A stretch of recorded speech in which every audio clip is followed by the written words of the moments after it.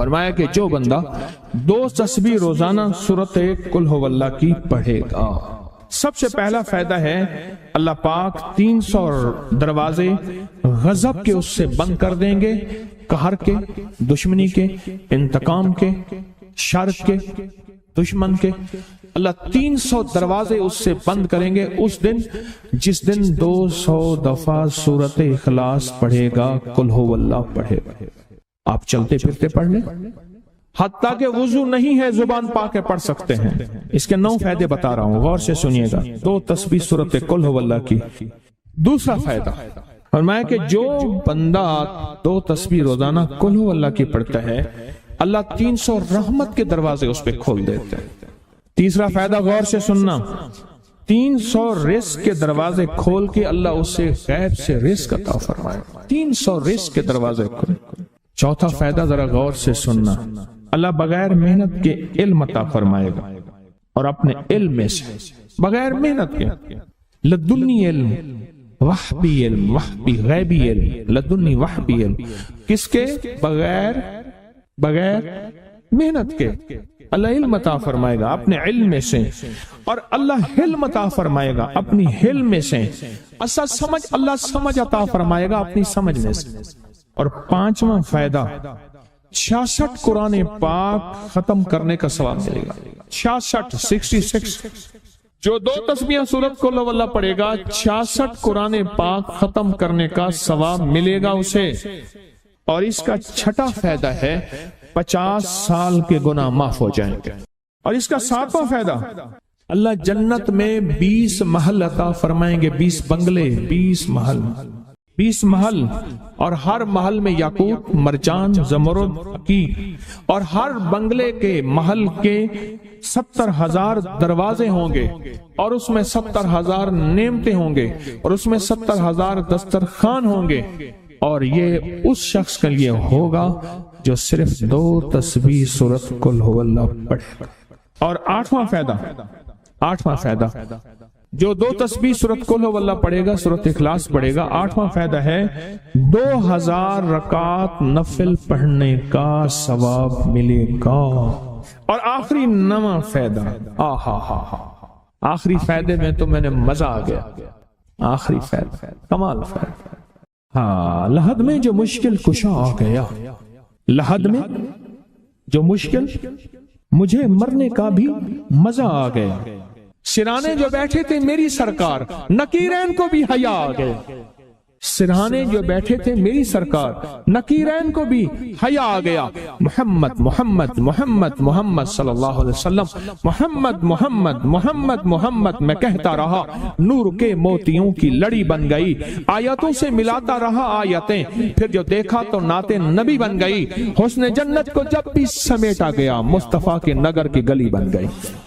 حسن جنت کو جب بھی سمیٹا گیا، مصطفیٰ کے نگر کی گلی بن گئی۔ اب سنیں یہ سورۃ اخلاص کہاں کام دے گی؟ یہ قبر میں، یہ زندگی میں، فرمایا کب ایک حسین آدمی ہوگا، قبر میں ساتھی بن جائے گا، اس کو نکیرین کے سوالوں کے جواب دے گا، اور یہ بندہ ٹھاٹ سے ہوگا۔ جب سانس کچھ بحال ہوگا، سانس میں سانس آئے گا، پوچھے گا تو کون ہے؟ کہ یاد نہیں ہے، میں وہ قرآن ہوں جو تو پڑھتا تھا، تو مجھے نہیں بھولا، میں تجھے نہیں بھولا۔ اب سنیں 9واں اور آخری فائدہ جو اس کا بتا رہا ہوں، بہت فائدے ہیں، میں نے اس کے 9 فائدے بتائے ہیں۔ میں جب مرے گا اس کے جنازے میں 1,10,000 فرشتے شامل ہوں گے، کہ جو شخص یہ چاہتا ہے اللہ میری نسلوں کے لیے رزق کے دروازے کھلے رکھ، رزق کے روحانی اور رزق کے جسمانی، اللہ میری نسلوں کے لیے دنیا کی مہنگائیاں، حالات، کرائسس، ناکامیاں، اور پتہ نہیں آگے مہنگائیوں کی صورتحال کیا ہوگی، لیکن اللہ مجھ سے اور میری نسلوں سے رزق نہ چھین، تو فرمایا اس شخص کو کہے کہ سورۃ فاتحہ پڑھ، اور سورۃ فاتحہ کو ایک بار پڑھ، اور جب پہنچ ایاک نعبد و ایاک نستعین، اس کو 40 منٹ ایسے وجدان، ایسے درد، ایسی کیفیت کہ کوئی دنیا کا کوئی فرد مجھے یاد نہ رہے سوائے اس کی ذات کریمی کے، اور اس کو دہرا دہرا دہرا دہرا، اس کو دہرا، اور کہا کہ میں نے وہ پڑھنا شروع کر دیا۔ نے پڑھنا شروع کر دیا۔ شیخ حامد کوفی کہتے ہیں کہ کوفہ میں ہمارے ہاں ایک رئیس تھا اور لوگ اس کے در سے کھاتے تھے اور لوگ اس کے در سے بہت لیتے تھے اور بہت سخاوت چلتی تھی، اور سنا تھا کہ اس کے والد بھی ایسے رئیس تھے اور سنا تھا اس کے دادا بھی ایسے رئیس تھے، اور یہ بات سنی تھی کہ اس کے دادا نے کوئی عمل کیا تھا اور ایسا نہیں، دادا کے بڑوں نے کوئی ایسا عمل کیا تھا جس میں اللہ سے نسلوں کے لیے رزق اور رزق کے خزانے منوائے تھے۔ کتنے لوگ ایسے ہیں، مال دولت چیزیں، ایسے حالات اور گردش میں آئے کہ ناموری سے گمنامی میں چلے گئے۔ مجھے یاد ہے کہ میں ٹاؤن شپ میں ایک بندے سے ملا، یہ بات ہے آج سے کچھ 27-28 سال پہلے کم و بیش۔ ایسے چھوٹا سا کمرہ تھا اور مختصر سی 2-3 کرسیاں، ایک ٹوٹی سی میز، اور کہا کہ میں لاہور میں میرا سکہ چلتا تھا، میرا نام یہ ہے، نام مناسب نہیں، رازداری زندگی کا پہلا حصہ ہے، اور میرا نام یہ ہے، اور میرا اپنا ذاتی جہاز تھا اور یہ مال تھا اور یہ چیز تھا، اور آج میرا حال یہ ہے کہ اگر میں دوائی لوں گا تو یہ بندہ پیسے دے گا جو ساتھ کھڑا تھا، میرے پاس دوا کے پیسے نہیں ہیں۔ مجھ سے ایک ہمارے مخلص ہیں، وہ کہنے لگے کہ میرے والد جن کے پاس جاب کرتے تھے ان کا بہت بڑا کاروبار تھا، انہوں نے اس دور میں 14,000 کی گاڑی لی تھی نئی، اور پھر 16,000 کی گاڑی لی، نئی گاڑی، کتنے کی؟ 16,000 کی گاڑی لی، 100 کا نوٹ بانٹتے تھے، صبح سے شام تک، شام سے صبح تک لوگ لین لگا کے لیتے تھے، اور جس دور میں 250 روپے کے 5 مرلے جگہ ملتی تھی، 250 فٹ جگہ ملتی تھی، نہ 125 فٹ، 125 جگہ ملتی، 5 مرلے 250 روپے کی، اور وہ بیچتے تھے۔ اور پھر ایک وقت ایسا آیا ہر چیز ختم ہو گئی۔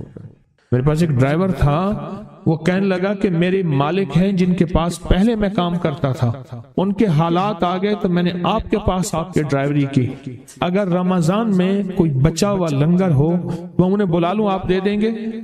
تو ہم رمضان میں مجمع آتا تو کوشش کی جاتی ہے کہ ان کو کھانا تازہ کھلایا جائے، تو میں نے کہا ٹھیک ہے، کہا کہ کچھ پیسے بھی ہو جائیں۔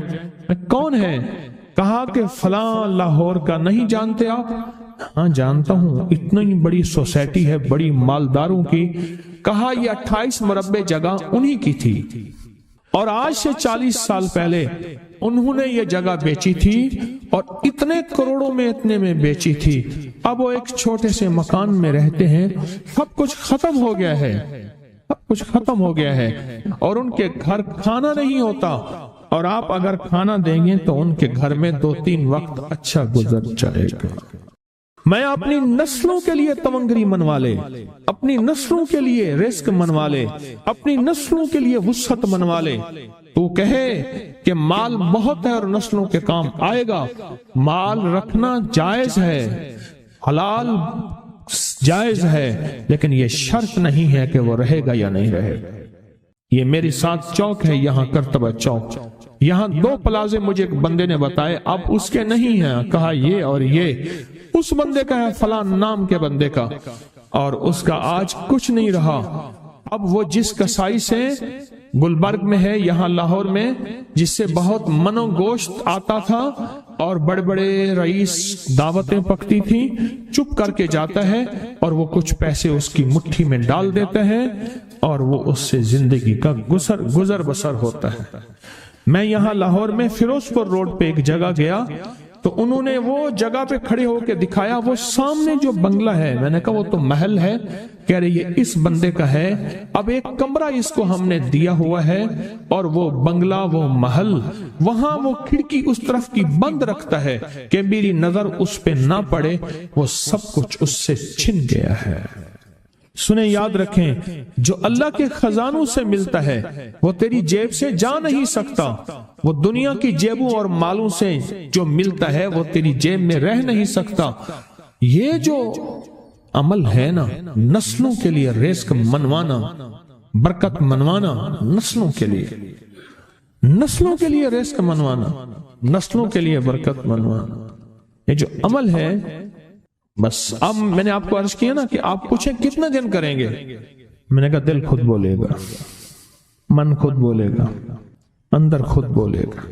میں نے آپ کو کچھ واقعات سنائے ہیں، بڑی بڑی ہستیوں کے واقعات، بڑی بڑی ہستیوں کے واقعات. یہ اس میں سعودی عرب مکہ مکرمہ میں ایک جگہ ہے، اس کا نام خالدیہ ہے سوسائٹی. میں وہاں ایک عرب سے ملا، شیخ ابو ترکی اسے کہتے تھے. تو اردو عربی تو مجھے آتی نہیں، بس تھوڑی بہت ایسے شدھ بدھ ہے. تو وہ تھوڑی ہی دیر میں کہتے تھے، ایسے اٹھتے تھے نا، کہتے تھے اللہم ایاک نعبد و ایاک نستعین. میری ان سے چند ملاقاتیں ہیں.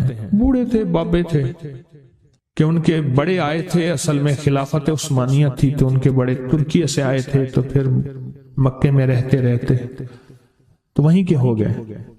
ان کا جو خادم تھا وہ اردو بولنے والا تھا اور انڈیا کا تھا، اس سے میرا تعلق تھا. تو میں نے اس سے پوچھا، میں نے کہا تیرا جو ہے یہ بابا یہ کیوں پڑھتا ہے؟ یہ پتہ نہیں، میں سے پوچھ کیوں پڑھتا ہے؟ اس نے کہا جلالی بابا ہے تو کہے گا مجھ سے. میں نے کہا میرا کہے. اچھا وہ میرے اشارے دیکھ رہا تھا تو اس نے عربی سے پوچھا کیا کہتا ہے؟ اس نے ڈرتے ڈرتے کہا کہ جی آپ یہ کیوں پڑھتے ہیں؟ تو بڑا خوش ہو گیا، کہنے لگا پہلا بندہ ہے جس نے مجھ سے پوچھا، آج تو کسی نے پوچھا نہیں، پہلا بندہ ہے جس نے مجھے یہ پوچھا ہے. کہا جب ہم چھوٹے تھے ہمارے پاس بہت غربت تھی اور تنگ دستی تھی، تو میرے والد ہمیں بٹھا لیتے تھے اور ہم سورۃ فاتحہ پڑھتے تھے، اور جب پہنچتے تھے نا ایاک نعبد و ایاک نستعین پر، تو پھر اس کو میرے والد کہتے تھے دہراؤ، بہت زیادہ پڑھو، بہت زیادہ پڑھو، بہت زیادہ پڑھو، بہت زیادہ پڑھو. کام پڑھتے تھے، بہت زیادہ پڑھتے تھے، بہت زیادہ پڑھتے تھے. اور کہا میرے والد پھر دعا کرتاتے تھے اور ہم آمین کہتے تھے، اور میرے والد کہتے تھے چلو مبارک ہو، ہمیں جو ہے اللہ پاک وہ فلاں چیزیں، وہ حلاوے، وہ چیزیں کھلائیں گے. کہہ رہے ابے کو دیکھتے تھے، ابا جی ہمارے پاس تو پیٹ بھر کے روٹی نہیں ہے، آپ کہتے ہیں اللہ وہ کھلائے گا، وہ کھلائے گا. اور ابا ایسے خوش ہو جاتا تھا. کیوں؟ ابے کو یقین تھا کہ سورۃ فاتحہ اس کریم نے قبول کر لی اور میرا کام ہو گیا. وَمَن يَتَوَكَّلْ عَلَى اللَّهِ. ہاں میرے بندے، میری ذات پہ بھروسہ کر کے دیکھ، میرے قریب آ کے دیکھ، مجھ سے دوستی لگا کے دیکھ تو صحیح، پھر میں کر کے دکھاؤں گا. ہمارے یہاں ایک پیر صاحب تھے، میرے والد صاحب رحمۃ اللہ علیہ، ان کا باغ اور ہمارا باغ آپس میں اب بھی ایک ہی ہے، دیوار کے ساتھ دیوار ہے، بنے کے ساتھ بنے. تو وہ ان کے ہاں گئے تو ایک بابا جی جھاڑو دے رہے تھے، اور صبح شام کی روکی سوکی ملتی تھی، اور بس ہر وقت غلامی ہوتی تھی، ہر وقت غلامی ہوتی تھی. تو مجھے والد صاحب نے بتایا کہ میں اس بندے کو جانتا ہوں، اس نے اتنی مربع، اتنی ایکڑ، اتنی زمین جو ہے اٹھا کے ساری پیر صاحب کو دے دی، اور ساری زندگی پیر صاحب کے 2 وقت کی ایک سوکھی پوکی روٹی، آخر وہیں مر گیا اور اس کو کفن دے کے دفن. اسے پیر صاحب نے مجبور نہیں کیا، پیر صاحب نے مجبور نہیں کیا. دعاؤں کی طاقت ہے، دعائیں نسلوں کو کھلائیں گی، پلائیں گی.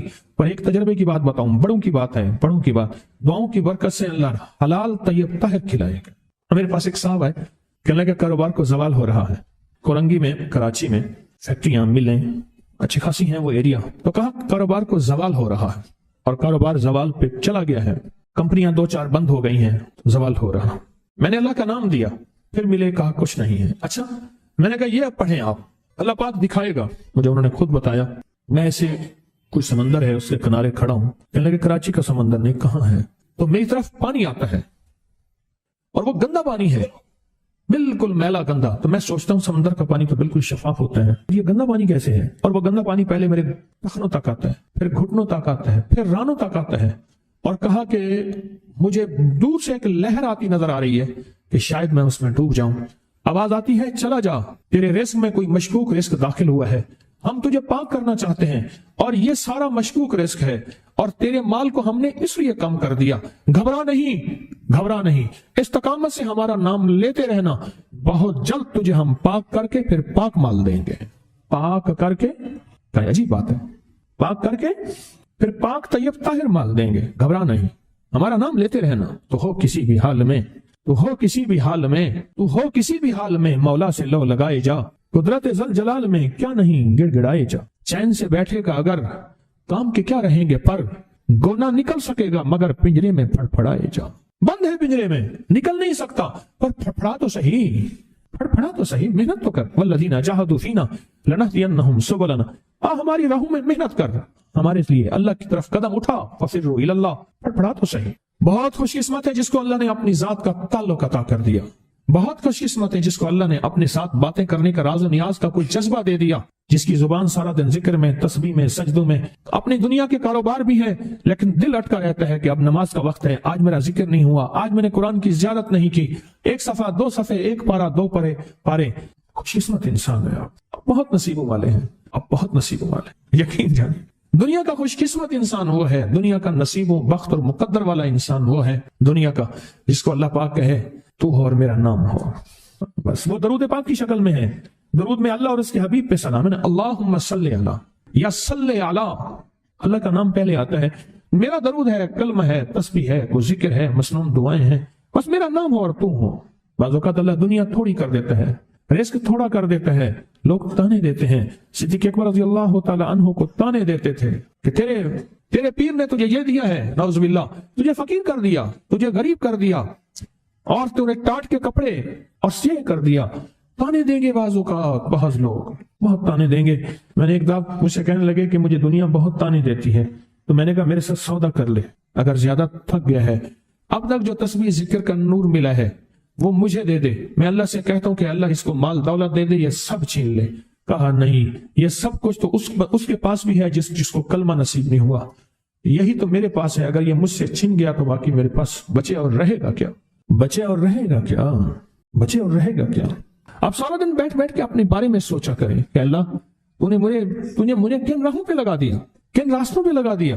پیر خانے سارے اچھے ہیں، ہمارے دل میں سب کا احترام ہو، لیکن اللہ تو نے مجھے کون سے پیر خانے پہ لگا دیا جو مرشد اللہ سے مانگنا سکھاتا ہے، کہتا ہے اگر میں مر بھی جاؤں، اس دنیا سے رخصت ہو جاؤں، موت آخر ہے تو پریشان نہ ہونا، کہا کہ وہ ایک راہیں دے کر گیا ہے، انہی راہوں پہ چلنا ہے۔ ایک وقت تھا پیر صاحب تھے، تعویذ دیتے تھے، تھپکی دیتے تھے، دعا کر دیتے تھے، اللہ میرے کام بنا دیتا تھا، پیر گیا، دعا بھی گئی، تھپکی بھی گئی، تعویذ بھی گیا، نہیں پیر جائے پر پیر کا رب تو ہے نا، فَأَيْنَ اللَّهُ، اللہ کہاں جائے گا، پیر کا رب تو ہے اور اصل وہی ہے، کل من علیہا، ساری چیزوں کو فنا ہے، اسی کی ذات کو بقا ہے۔ کتنے خوش قسمت ہیں، اللہ نے مجھے اپنا نام نصیب کر دیا، اللہ نے مجھے اپنا نام نصیب کر۔ ایک صاحب میرے پاس آئے، کہنے لگے مجھ سے ذکر نہیں ہوتا، تسبیح نہیں ہوتی، کچھ نہیں ہوتا، میں ذکر کرنے لگتا ہوں گالیاں آ جاتی ہیں، میں ذکر کرنے لگتا ہوں میرے منہ پہ گالیاں آ جاتی ہیں۔ کہا کہ میں دیتا نہیں ہوں پر منہ پہ زبان پہ گالی جاری ہو جاتی ہے، آپ لفظ پہ غور کیجئے، گالی جاری ہو جاتی ہے، میں دیتا نہیں ہوں، زبان پہ گالی جاری ہو جاتی ہے۔ تو ممکن ہے کہ میری زبان پہ ذکر ہو۔ تو میں نے اس سے پوچھا کہ کیا کرتے تھے، اس کا کوئی پیشہ ہے مناسب نہیں، والد کیا کرتا تھا، اس کا بھی پیشہ تھا، اس پیشے کا اثر، اس رزق کا اثر، اللہ نے اپنا نام چھین دیا۔ دولت ہے، سب کچھ ہے، مال ہے، دنیا میں ظاہری عزت ہے، پر اللہ نے اپنا نام، اپنے نام کی لذت، اپنے نام کی حلاوت چھین، اپنے نام کی حلاوت چھین۔ اسے کہا صرف اور صرف درود پاک پڑھ، بس صرف درود پاک۔ پھر نہیں پڑھ سکتا، میں نے کہا پڑھے گا انشاءاللہ۔ میں نے اسے عرض کیا کہ میرے سامنے 11 دفعہ بیٹھ کے درود پاک پڑھ، جو درود تجھے آتا ہے 11 دفعہ بیٹھ کے پڑھ، درود پاک پڑھ۔ اور 11 دفعہ پڑھا، اس کی زبان پہ نہیں آ رہا تھا، آتا تھا پر زبان پہ نہیں آ رہا تھا، اس نے پڑھا اور اللہ کے نام کی برکت ہے۔ کیوں میں نے درود کیوں بتایا کہ اللہ کے نام کی برکت ہے کہ درود پاک وہ واحد عمل ہے، فرمایا اگر ریاکاری، دکھاوے کی نیت سے بھی پڑھو، اللہ کہتا ہے قبول ہے۔ دکھاوا، ریاکاری، لوگ مجھے نیک کہیں، لوگ واہ واہ کہیں، اللہ کے لیے نہیں کر رہا، حالانکہ یہ عبادت کبھی بھی اس کی بارگاہ میں قبول نہیں ہے، کبھی بھی قبول نہیں ہے جو اللہ کے لیے نہ کی جائے۔ پھر اللہ کہتا ہے نہیں، مجھے اپنے حبیب پہ درود اتنا پسند ہے کہ درود پڑھو اور جس حال میں پڑھو، حالانکہ مومن ریاکار تو ہو ہی نہیں سکتا، جس حال میں پڑھو میں قبول کروں گا۔ میں نے کہا میرے دل میں اللہ نے یہ بات ڈالی اسی وقت، اور یہ دلیل کے ساتھ ڈالی، میں نے اس کو درود بتایا، اور اللہ کا نظام دیکھیں، اس کی شان کریمی دیکھیں۔ پھر جو اس کی زبان پہ درود جاری ہوا، مجھ سے کہنے لگا کہ میں ہفتے میں 1.25 لاکھ کر لیتا ہوں، ہفتے میں 1.25 لاکھ کر لیتا ہوں۔ ایک دو اس نے مجھے عجیب خواب سنایا، کچھ خواب ایسے ہیں جو یاد رہتے ہیں. کہنے لگے میں دیکھا کہ پہاڑ ٹکڑے ٹکڑے ہو رہے ہیں، ہر چیز ٹوٹ رہی ہے، اور ایک شور ہے، کوئی گونج ہے، اس کی وجہ سے ہر چیز ختم ہو چکی. اور مجھے کسی نے کہا قیامت آ گئی ہے. پریشان ہوں، کہاں جاؤں؟ ان المفر کلا لا وزر الى ربک یومئذ المستقر. کہاں جاؤں؟ آخر کار کہا کہ میرے ساتھ ایک بندہ دوڑتا ہانپتا کامتا آیا اور وہ بھی پریشان تھا. میں نے کہا یہ بھی میں اتنا ہے. پوچھا کہاں؟ کہا قیامت آ گئی، کہاں جاؤں؟ بس ہم دونوں پھر ایک طرف دوڑ پڑے. آگے دیکھا تو ایک بہت بڑا ترازو ہے اور مجھے پکڑ کے کہا تیرا نام اعمال ہے، جلدی کر. کہا کہ میرے پاس ایک طرف پہاڑ کے پتھر کالے تھے اور اس میں کوئی کالے جانور تھے، اور کہا یہ سارا تیرا گناہ ہے، سب ہے. اور ایک طرف ترازو تھا، اس میں چند ذرے تھے اور کچھ بھی نہیں تھا. کہا یہ تیری نیکیاں ہیں. کہا میں نے سمجھا بس ختم ہو گیا. اللہ پاک جل شانہ کے فرشتے آگے بڑھے اور کچھ چیزیں اٹھا کے نا ایسے ترازو میں ڈالتے جا رہے تھے جو نظر نہیں آ رہی تھی، پر ایسے محسوس ہو رہا تھا کہ ان کے ڈالنے سے ترازو ایک دم ہلا ہے، کوئی وزنی چیز آئی ہے. ابھی بہت سارا باقی تھا کہ ترازو میرا جھک گیا اور میں جا تو کامیاب ہے. میں نے پوچھا یہ کون سا عمل ہے؟ کہا تو نے عشق اور جذبے کے ساتھ وہ جو درود پاک پڑھا تھا، یہ وہی عمل ہے. ہمیں قیامت کے دن بندہ جائے گا قبر میں، جب بندہ جائے گا تو وہ بندہ جو ہے پریشان ہوگا. تو اچانک ایک دروازہ کھلے گا، اس میں روشنی آئے گی اور ایک نیک جوان صالح خوبصورت اس کے ساتھ بیٹھے گا اور اس کے ہر سوال کا جواب دیا جاتا جائے گا، ہر سوال کا جواب. اور منکر نکیر چلے جائیں گے اور اس کی قبر میں جنت کی کھڑکیاں کھل جائیں گے، جنت کے دروازے کھل جائیں گے. پوچھے گا یہ کیا ہے، آپ کون ہیں؟ کہا وہ درود ہوں جو دنیا میں تو اٹھتے بیٹھتے سوتے جاگتے پڑھتا تھا. وہ درود تو دنیا میں مجھے نہیں بھولا تھا، آج میں تجھے نہیں بھول رہا. کبھی نہ سوچے ہیں کہ مجھے تسبیح سے، ذکر سے، درود سے، کلمے سے، سورت اخلاص سے اور اس دعا سے کچھ نہ ملا، کیونکہ آپ کو یہ کانوں میں ڈالنے والے بہت ملیں گے. کیا پایا، کیا ملا؟ فلاں کو تو یہ ملا، فلاں کو تو یہ ملا، تجھے کیا ملا؟ بہت ملیں گے. اور ایسے لوگ ملیں گے کہ جس کا گمان سے بالا تر ہے. ایسی دلیلوں کے ساتھ بات کریں گے، آپ کے قدم ڈگمگا جائیں گے، ہل جائے گا، اور انسان سوچنے لگ جائے گا کہ میں نے تسبیح خانے کا انتخاب غلط کیا ہے. یا پھر اپنے شیخ اور مرشد کے بارے میں وساوس اور بدگمانیوں کی بھار مار کر دے گا اور شیخ اور مرشد کی جاسوسی اور تعقب پہ لگا دے گا اور بدگمانیاں، شک بڑھ جائیں گے. اگر شک اور وسوسے بدگمانیاں بڑھ گئے ہیں تو سمجھ لے کچھ تھا تو چور آیا، اگر نہ تھا تو چور کہاں آتا. اب اپنے آپ کو یہیں سنبھالنے کی ضرورت.